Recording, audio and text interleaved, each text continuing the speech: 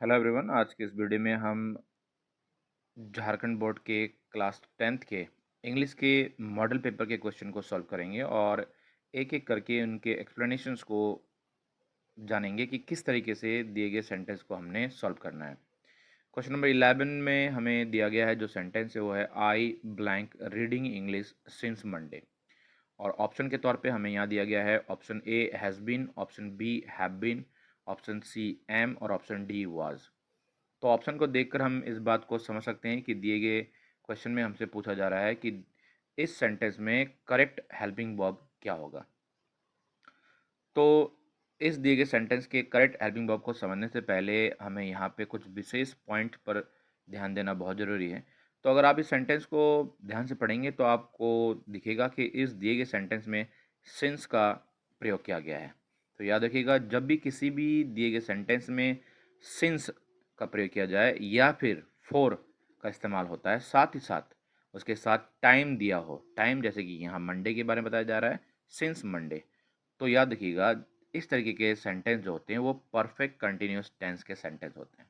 लेकिन फिर सवाल ये उठता है कि परफेक्ट कंटिन्यूस टेंस का सेंटेंस तो है, लेकिन वो पास्ट परफेक्ट कंटिन्यूस टेंस का सेंटेंस है, फ्यूचर परफेक्ट कंटिन्यूस टेंस का सेंटेंस है, या फिर ये प्रेजेंट परफेक्ट कंटिन्यूस टेंस का सेंटेंस है। तो इसे समझना बहुत ज़रूरी है, तभी हम इस दिए गए सेंटेंस में हमारे करेक्ट हेल्पिंग वर्ब को समझ सकेंगे। ठीक है, तो याद रखिएगा, अगर दिए गए सेंटेंस में पास्ट टेंस का कोई भी वर्ड मौजूद हो, पास्ट टेंस का वर्ड जैसे कि वाज, वर या वर्ब की सेकंड फॉर्म, और साथ में ये जो दो पॉइंट मैं आपको ऑलरेडी बता चुका हूँ, फोर या सिंस के साथ टाइम, अगर ये सारी चीज़ें दिए गए सेंटेंस मौजूद हो तो वो पास्ट परफेक्ट कंटिन्यूअस टेंस का सेंटेंस होता है। जब हम अपने इस दिए गए क्वेश्चन को पढ़ते हैं, आई blank reading English since Monday, तो इस दिए गए सेंटेंस में कहीं भी हमें पास्ट टेंस से जुड़ा हुआ कोई भी वर्ड, यानी कि ना तो वाज, ना ही वर, और ना वर्ब की सेकंड फॉर्म का हमने यहाँ पे इस्तेमाल देखा है। तो इसका मतलब ये है कि ये सेंटेंस जो है पास्ट परफेक्ट कंटिन्यूअस टेंस का सेंटेंस तो नहीं हो सकता है। और अगर दिए गए सेंटेंस में इन दो पॉइंट्स के अलावे, यानी कि फोर और सिंस के साथ टाइम के अलावे, अगर दिए गए सेंटेंस में हमें फ्यूचर टेंस के वर्ड जैसे कि टुमारो या नेक्स्ट ईयर ऐसे वर्ड मिल जाते हैं, तो वो सेंटेंस होता है वो फ्यूचर परफेक्ट कंटिन्यूअस टेंस का सेंटेंस होता है। तो दिए गए सेंटेंस में हमें फ्यूचर टेंस से जुड़ा हुआ भी कोई भी वर्ड नहीं मिल रहा है, तो सीधा सा मतलब ये है कि ये दिया गया sentence future perfect continuous tense का भी सेंटेंस तो हो नहीं सकता। ठीक है, आइए अब बढ़ते हैं अपने तीसरे पॉइंट की ओर और जानते हैं कि ये सेंटेंस क्या प्रेजेंट परफेक्ट कंटिन्यूअस टेंस का सेंटेंस है, अगर है तो क्यों है। तो यानी कि ये समझना है आपको कि अगर दिए गए सेंटेंस में ना तो पास्ट टेंस का ही, ना ही पास्ट टेंस का ही कोई वर्ड हो, ना ही फ्यूचर टेंस का वर्ड हो, लेकिन ये दोनों पॉइंट हो, यानी फोर और सिंस और के साथ टाइम, और साथ ही साथ उस तरह के सेंटेंस में हमें किसी ऐसे एक्शन के बारे में, यानी किसी ऐसे क्रिया के बारे में बताया जाता हो जो कुछ समय पहले शुरू हुआ हो और जो अभी तक जारी हो। ठीक है, तो देखते हैं इस सेंटेंस में आई blank reading English since Monday.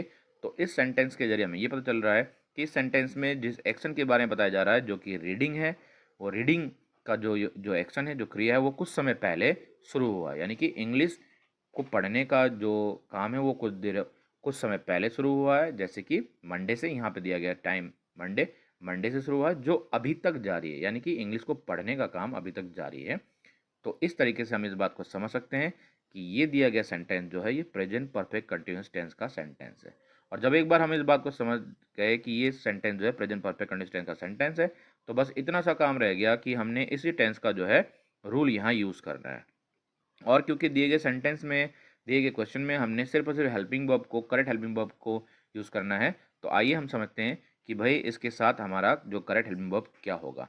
याद रखिएगा, प्रेजेंट परफेक्ट कंटिन्यूअस टेंस में हेल्पिंग वर्ब के तौर पे हमने यूज़ करना होता है हैज़ बीन को या हैव बीन को, लेकिन इसका करेक्ट यूज़ भी हमें जानना बहुत ज़रूरी है, क्योंकि अक्सर मैंने देखा है कि स्टूडेंट अक्सर इस तरीके के सेंटेंस में सही जो बिल्कुल हेल्पिंग वर्ब का इस्तेमाल कई बार वो नहीं कर पाते क्योंकि उनको कन्फ्यूजन हो जाता है। तो कन्फ्यूजन को दूर करने के लिए यहाँ आपको इस बात को समझना है कि जब भी दिए गए सेंटेंस में आपको सब्जेक्ट के तौर पे मिल जाता हो ही, सी, इट या सिंगुलर सब्जेक्ट, तब हमने वहाँ हेल्पिंग वर्ब का जो यूज़ करना है हैज़ बीन का प्रेजेंट परफेक्ट कंटिन्यूअस टेंस में। ठीक है, तो आप अगर इस सेंटेंस को अगर देखते हैं, जो कि ये हमारा सेंटेंस है, I blank reading English since Monday, तो यहाँ हेल्पिंग वर्ब के तौर पे हमें तो आई मिला है, ही, सी, इट या सिंगुलर सब्जेक्ट नहीं मिला, तो यहाँ हमने हैज़ बीन का तो इस्तेमाल नहीं करना है।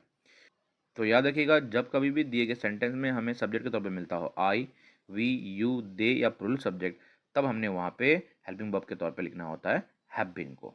तो यहाँ हमें जो सब्जेक्ट के तौर पे मिला है वो आई, जिसको मैंने यहाँ रेड कलर में हाईलाइट कर रखा है।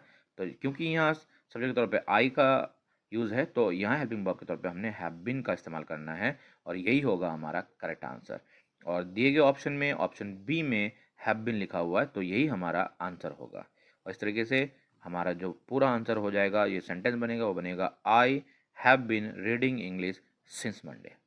तो इस तरीके से हमने बड़ी आसानी से इस क्वेश्चन को सॉल्व कर लिया।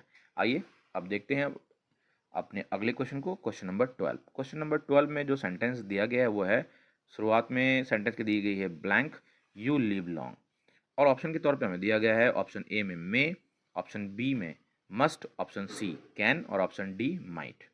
तो जब हम इस सेंटेंस को देखते हैं और पढ़ते हैं सेंटेंस को, तो हमें पता चलता है कि इस सेंटेंस का हिंदी में अर्थ होता है कि आपकी आयु लंबी हो, यानी आप दीर्घायु बने। तो इस तरीके से हम ये समझ सकते हैं कि इस वाक्य में आशीर्वाद के बारे में बताया जा रहा है। तो याद रखिएगा, जब भी किसी वाक्य में हमें आशीर्वाद, इच्छा या प्रार्थना के भाव मिलते हैं, ठीक है, तो उस तरीके के वाक्य ऑप्टेटिव सेंटेंसेस कहलाते हैं। और ऑप्टेटिव सेंटेंस में किसी तरीके के आशीर्वाद, किसी तरीके की इच्छा या किसी तरीके के प्रार्थना के भाव को बताने के लिए हमने जिस मॉडल का इस्तेमाल करना होता है वो मॉडल होता है मे। और दिए गए सेंटेंस में मे ऑप्शन ए में लिखा हुआ है, और इस तरीके से हमारा करेक्ट आंसर जो बनेगा वो बनेगा ऑप्शन ए में। और पूरा सेंटेंस जो बन जाएगा आंसर के तौर पे वो हो जाएगा मे यू लिव लॉन्ग।